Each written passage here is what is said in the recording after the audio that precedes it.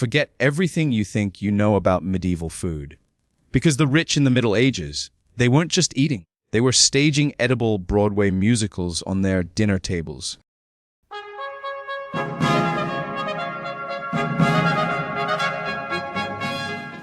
They didn't just roast birds. They skinned the peacock, feathers and all, roasted the meat, and then sewed the feathers back on. Sometimes they even gilded it in gold.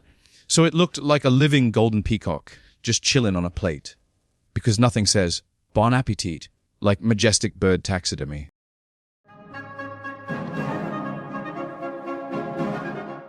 Okay, this one's straight from a horror movie. They'd bake a pie, then stuff it with birds, not to cook them, just to trap them.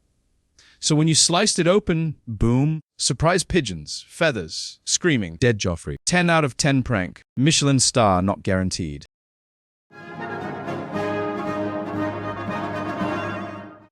Medieval chefs were obsessed with color. No food dye, no problem. They used saffron for gold, beetroot for red, spinach juice for green, red cabbage for blue or purple.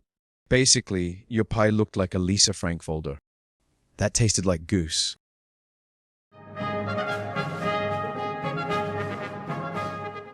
Between courses, nobles weren't just served food, they got an edible art exhibit called an entremet or subtlety. To understand what it is, imagine sugar sculptures the size of your head or bigger. Made from sugar paste or marzipan, chefs shaped these into castles and ships, pilgrims on horseback or knights in battle, even entire miniature towns. These weren't candy for eating, they were edible flexes. And yeah, sometimes they moved. These weren't fully automated robots, but with simple clockwork mechanisms or pulleys, some could flap wings or roll across the table. One famous example, a battle reenactment during a Burgundian feast in the 15th century, where sugar knights on sugar horses fought each other. Likely moved by hidden servants or primitive mechanical systems, you didn't eat these. You stared at them in awe while thinking, I'll just stick with the roast.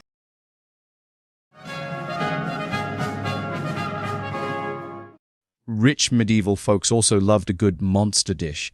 Enter the cockatrice. Half pig, half chicken, stitched together, then roasted. Why? Because they could. Medieval chefs said, you want a mythical beast? I gotcha.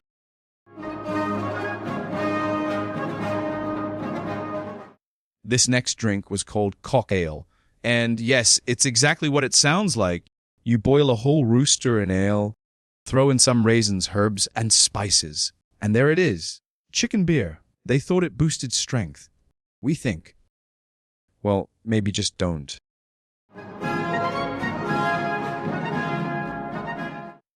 Medieval rich folks didn't do dessert JellO. They used meat. And then they dyed it. Why? So they could serve jellies in the colors of their noble house or kingdom. Yes, a jelly, in the shape of your family crest. That jiggles. Sometimes they suspended meats, flowers, even eggs in these translucent wobbly blobs. It was art. It was gross. It was fancy.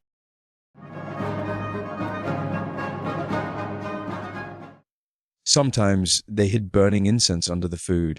You'd lift the lid and get hit with a puff of scented smoke. Was it tasty? Probably not. Was it fabulous? Heck yes.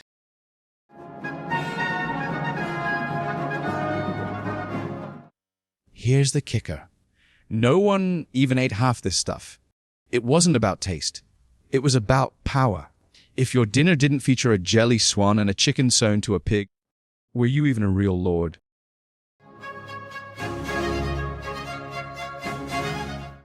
Does it sound familiar? Molecular gastronomy, edible gold, liquid nitrogen. It's just medieval cuisine's weird, science-y grandkid. You're still paying to be impressed.